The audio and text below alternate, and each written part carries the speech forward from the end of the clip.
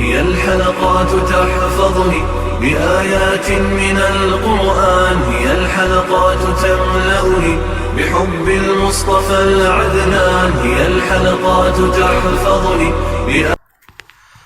اعوذ باللہ من الشیطان الرجیم، بسم اللہ الرحمن الرحیم۔ ناظرین کرام السلام علیکم ورحمۃ اللہ وبرکاتہ۔ انشاءاللہ تبارک و تعالی آج ہم لوگ پڑھیں گے الترکیب کا سبق نمبر 9، مبتدا اور خبر کے بارے میں ضروری باتیں اور ان کی پہچان کے قواعد۔ اب تک جو ہے وہ اس سلسلے میں ہم لوگ تقریباً جو ہے وہ 23 قواعد پڑھ چکے ہیں اور 22 قواعد کے تحت جو مشقیں ہیں وہ بھی ہم لوگ حل کر چکے ہیں، اور تقریباً 127 کلاسز جو ہے وہ ہم لوگ کر چکے ہیں، اور آج جو ہے وہ ہماری کلاس ہوگی کلاس نمبر 128۔ تو دیکھتے ہیں کہ اس میں جو ہم نے ترکیب کرنی ہے، یہ اس قاعدہ نمبر 23 کے تحت جو ترکیب ہے اس میں مشق کا ہم نے آغاز کر دیا تھا۔ اس میں ترکیب نمبر 1 اور ترکیب نمبر 2 ہم لوگ کر چکے ہیں، آج یہ ترکیب نمبر 3 ہے اور یہی اس مشق کی آخری ترکیب ہے۔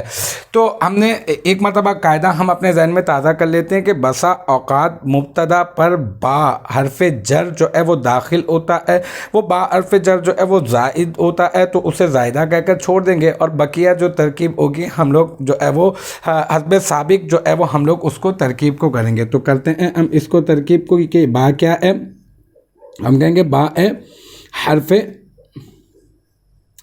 جر،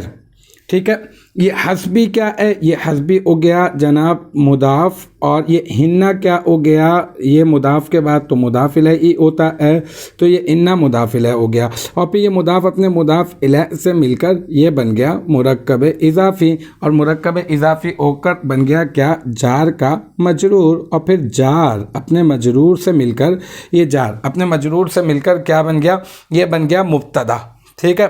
تو جار اپنے مجرور سے ہی با کو ہم لوگ با حرف جر ہم لوگ یوں زائدہ کہہ دیں گے، ٹھیک ہے، اور یہ مضاف اپنے مضاف الیہ سے مل کر کیا بن جائے گا، مرکب اضافی، اور مرکب اضافی بن کر کیا بن جائے گا، اب اس کو ہم لوگ یوں کر دیتے ہیں دائرے کی، ہم لوگ کہہ دیتے ہیں یہ بن جائے گا مبتدا، کیونکہ با کو تو حرف جر ہم نے کہہ دیا ہے۔ پھر یہ ما کیا ہے، یہ ما ہو گیا موصولہ، ٹھیک ہے، اور اکلتن، یہ اکلتو، اکلا، اکلا، اکلو، اکلت، اکلتا، اکلنا، اکلتا، اکلتما، اکلتم، اکلتی، اکلتما، اکلتن، تو یہ کیا ہے، یہ ہے جمع مؤنث حاضر کا صیغہ،